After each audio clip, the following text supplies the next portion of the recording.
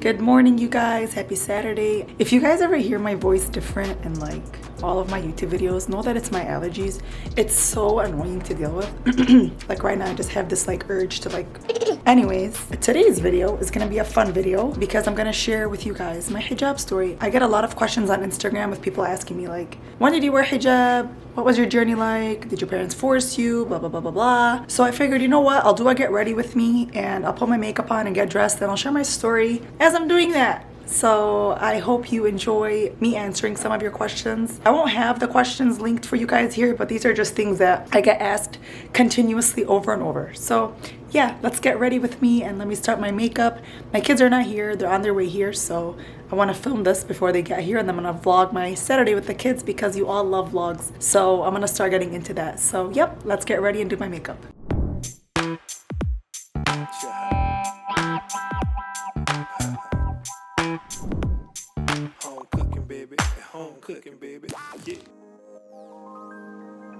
So I first start off with my skincare, and I'm gonna go in with this Kiehl's Midnight Oil, and all you need to do is put a little bit of a dab. Just apply it like so on your face. This is kind of how. It's really important for me to hydrate.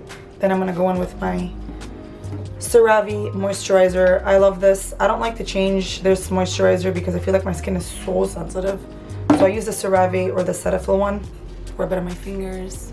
So this is not like a makeup tutorial, but please take care of your skin before you apply makeup on, and apply all of the moisturizers that you need and all of the sunscreens and oils and things like that because your skin needs it. And then I go in with the La Roche-Posay, I don't know how you say it. It's the SPF 60 sunscreen. So you gotta be generous with this one. So like this much. Yeah. What I like about it is it doesn't leave a white cast, so like it goes on, it dries on clear. And this is the secret to my youth, guys. This is the secret to my youth. But anyways, now that skincare is all taken care of, I can dive into my hijab story. I don't really like to put makeup on when I have my hijab on, but whatever, we'll make it work. So I started wearing hijab in the 3rd grade, I would say. I always grew up in a Islamic household, a religious household, a faithful household. So it was really important for my family that we carry on, the legacy of what they carried on from their parents and so on and so forth, and to keep, the virtue of hijab and the virtue of modesty alive. And alhamdulillah, I would say I wasn't forced in any way to wear hijab. It was, subhanallah, something that just kind of happened to me, it was just something that kind of I don't know, I was inspired. One of my friends in 3rd grade, hold on, I have to not talk while I apply this. There was a girl that was in my class. She was a close friend of mine when I was in elementary school, and I saw her wearing hijab, and I felt like, oh my goodness, I want to wear this. I want to wear this. And I felt very comfortable asking my mom to wear the hijab. And at the time I didn't understand, I was in 2nd or 3rd grade, so I didn't really understand exactly what is hijab, right? So yeah, I remember telling my mom, Mama, I want to wear hijab like my friend. So my mom went and talked to her mom and asked her where she did the, hijabs. And I grew up in Dearborn, Michigan, which is a large, Muslim community. So where we lived, there was a lot of Muslims, a lot of Muslims. So there was a lady that didn't live too far from where we lived. And my mom went to her house and, asked her to stitch us some hijabs. And it just kind of went from there. And my mom bought her the fabric, this thick white polyester fabric. It was this basic white hijab, and it had trim on the edges. I had different colors. It was white with a burgundy trim or white with a blue trim. That was the hijab style back in 1997, 1996. And I didn't really understand exactly what it meant to wear the hijab at the time, but I knew that it was something that I wanted for myself, right? I knew from right then and there that this is something that I wanted to do. I grew up in the mosques where it was continuous, talking about, Fatima Zahraa, the daughter of our Prophet, and why, we were supposed to wear hijab. And this was all as I got older. Now, let's rewind time to 1997 or 1996. At the time, I'm Shia Muslim. if you're not aware what a Shia Muslim is a school of thought that follows the Ithnai Ashari, the 12ers as they call us. We're the 12ers. So we follow Allah, Prophet Muhammad, of course, and the 12 Imams. At the time, there weren't any Shia schools of thought. So my parents, didn't ever think about division, like, oh, that's a Sunni school, we're not going to send her there, blah, blah, blah. No, it was a private school, and our parents paid, a lot of money to have us go there. Over there, I learned, about hijab, and I learned Quran, and I memorized Quran, and I actually still have the book here. I put it away though, but I still have my Quran book and everything like that. But my parents really, really, really instilled this love of Islam in our hearts growing up, and that was by attending Islamic schools, and that was by also, sending us to Saturday schools, and being taught all of these things from a young age. Not necessarily this is why you have to wear hijab. No, they surrounded us in this environment, which was like, this is the environment that you need to blossom and grow, and stuff like that. So now that I'm older, I see it like that. But now when you're younger, you don't understand it. You just go with the flow because, you really don't have a say. So I kind of just grew up that way. And that's the reason why I'm heavily influenced to wear hijab and why I love hijab, is because I grew up that way. And I've been wearing it ever since. And it's been a part of me, it's my identity, and I would never trade it for the world. A lot of times, people ask me like, Zahra, have you ever contemplated about removing hijab? And I'm like, I'm not gonna lie to you, of course I have. There was a time in 2019 where the thought just lingered in my head for months. And I don't know why it lingered in my head. I don't know why I thought about it. And I kept thinking about Ya Allah, what the heck is going on? Why is this happening to me? And hijab is a journey. It's not I don't want to say this is my hijab story, because I'm still on my journey, right? I still wear the hijab. I'm still alive. I'm not a person that's perfect, right? I still have my flaws and I still have my mistakes. But I asked Allah, when I became a social media influencer and started to gain attention on social media, was, Ya Allah, if this is gonna take me away from you, take it away from me. I don't even want it. And the reason why I was saying that was because sometimes as humans, we naturally start to incline ourselves or push ourselves toward attention or looking good or just doing things that really aren't us. And I remember when I started my journey, it was, Zahra, you're starting this journey on social media because you want to inspire girls to wear hijab. You want to inspire girls to feel empowered in their hijab and all of that good stuff. And I promised myself and I promised Allah subhanahu wa ta'ala that I'm going to do everything in my power to make sure that falls through. And Ya Allah, if it takes me away from you, take it away from me. That's literally what I asked Allah. I literally made a 2 rak'at prayer, asking Allah subhanahu wa ta'ala, if it brings me closer to you, bring it to me. If it takes me away from you, take it away from me. So at that point, it was I don't know what was going on, and I think the effects of music, because music is not halal, so the effects of music started to get to me. And at that point, I was like, okay, well, Zahra, something's going on and you need to figure it out, because if you don't, shaitan is going to take over, and God knows what's just going to happen at that point. So I ended up getting my wake-up call. It was during the pandemic, right when the first pandemic hit, and I just got a wake-up call that the world can end at any time, and the world can change in the split of a second, and all that you wanted to do meant nothing. It meant nothing. If you were gonna die in this moment, how would your punishment be, or how would your rewards be? So I started to think about that. And that's what pushed me to calm down, right? That's what pushed me to calm down and be like, okay, Zahra, this is something that's not you. You never ever wanted to remove hijab.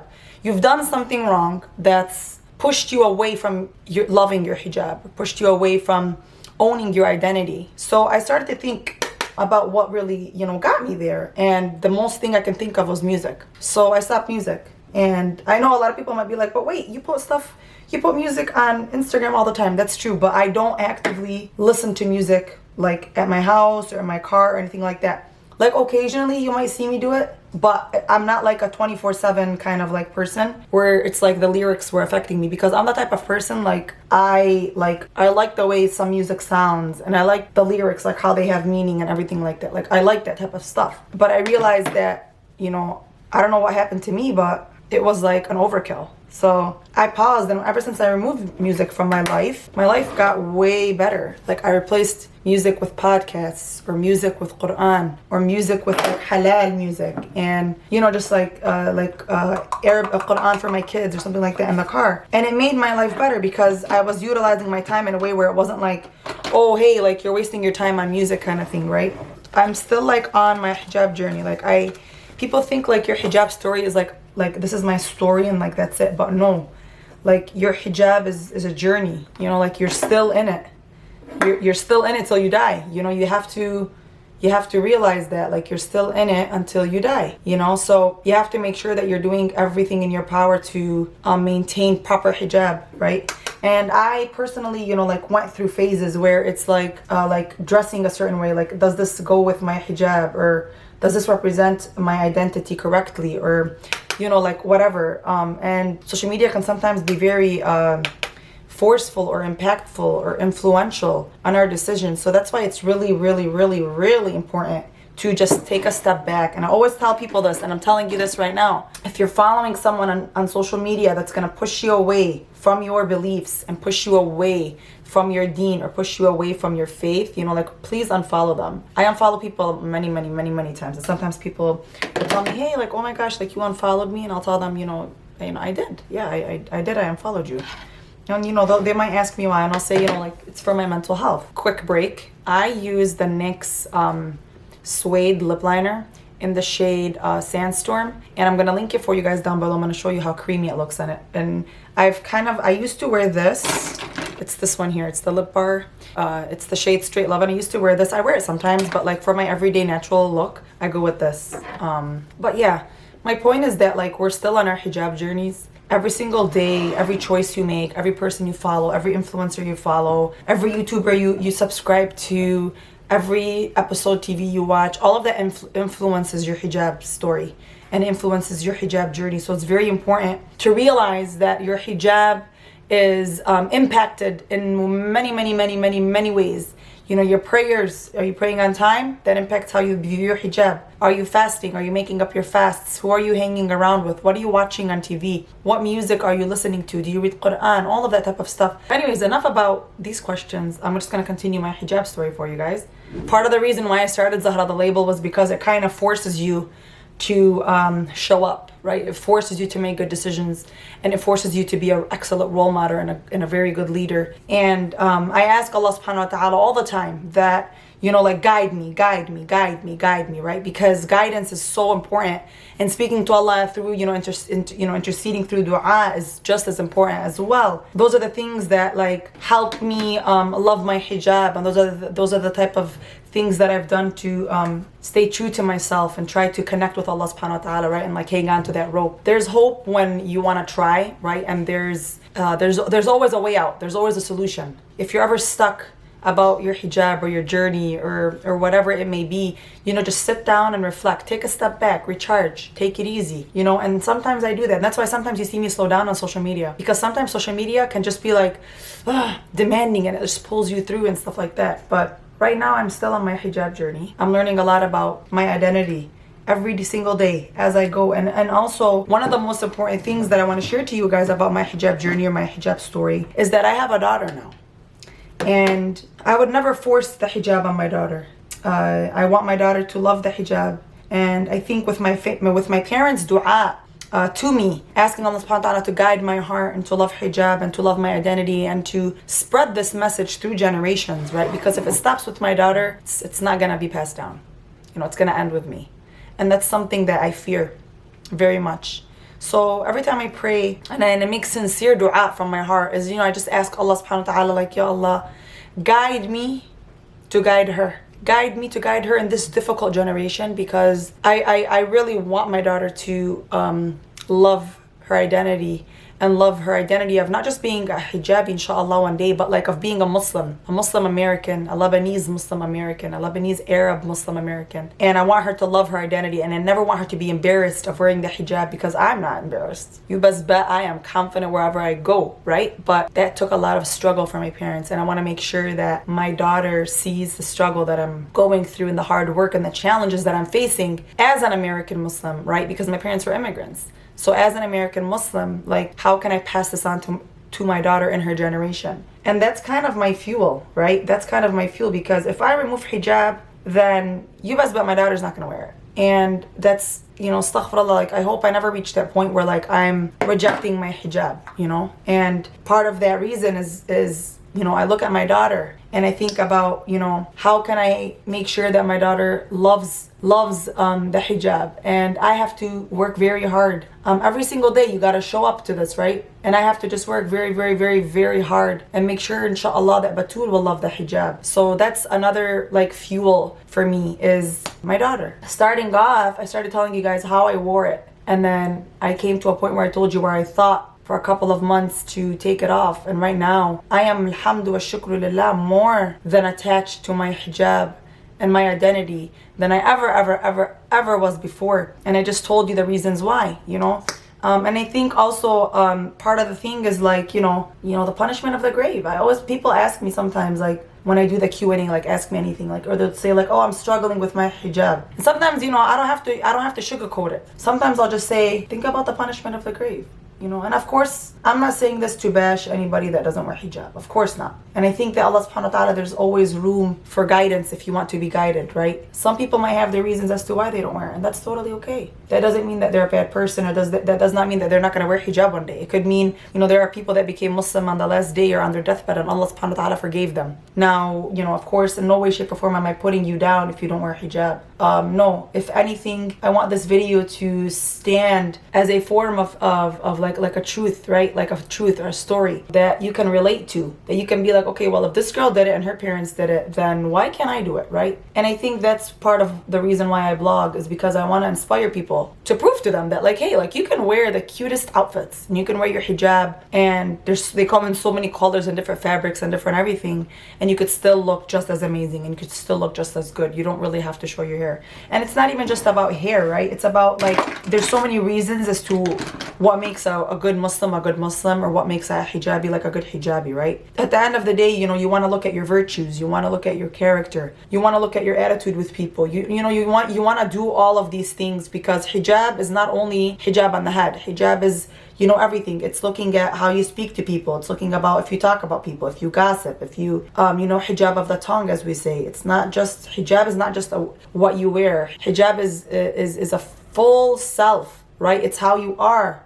from A to Z. It's how you practice things, you know, it's how you are with people. So I hope that this video, you know, somehow just inspired you to relate to me on some level. And, you know, if you were a person that was forced to wear the hijab, I know it can be, you know, difficult. I mean, there's a lot of girls that I grew up with that were forced to wear the hijab, and they probably resent their parents, you know, and I can understand why. I can understand why they resented their parents and everything like that. But try to connect on your own and forget what your parents did, or forget what your parents like forced you to do. Try to sit down and connect with the hijab on your own. Connect with people that love their hijab and say, hey, my past does not define me, and doesn't matter what happened to me in the past. Right now, I have done my research. I have found my inspirational woman to look up to, and this is what I want to choose, you know. And I think that's okay, and I think that's fine. And there's no shame in owning up to that. But you know, yeah, like, this is my hijab story. And I hope that you guys, like, really found this, you know, video impactful in some way, shape, or form. It just makes you realize that, you know, like, you're not limited. Your hijab does not limit you. It does not put you in a place of shame. You know, like, I've never felt ashamed in my hijab, and neither should you. You should always be proud of your identity, and you should always be, you know, like, proud of who you are, and own up to that, you know. And if one thing I want you to take away from this video, it's that, from me personally, from Zahraa Berro to you, from my journey, I've been wearing hijab since I'm in elementary school, and I'm now 32 years old, you know. And hijab it's gonna come in waves, and that's okay, and I want you to know that it's okay. And sometimes to question your hijab, that's also okay. But there are a ton of resources online. There are people that you can reach out to. There are articles and blog posts that you can read. And there are videos like this video right now, trying to let you know that we're with you, I'm with you, and I feel with you, and I empathize with you. But it gets better, and just have faith and rely on Allah subhanahu wa ta'ala that, you know, things will go in the right track, inshallah, if you intend to, because Allah says, you know, that, you know, good things can happen, or things can happen if you wish for them to be. Try your best to have a high hopes that your hijab journey will be just as amazing and just as great as mine, and learn to embrace your struggles and learn to embrace those difficult times in which you question your hijab. Because you know what, sometimes it's beautiful to question things. It's not always nice to just absorb what your parents give you. Sometimes it's nice to sit down and challenge yourself. Why do I wear it? What's the point of it? Is this really my identity? Question yourself, because sometimes you might find out that it's the reason why you want to keep it and why you want to really hang on to it. I hope you enjoyed my hijab story, and leave a comment, leave question down below if you have anything you'd like to ask me, or if you want me to film something next about hijab. I'm more than welcome and open to your suggestions. Thank you so much for tuning in and watching this video to the end. Stay blessed. Much love. Assalamu alaikum.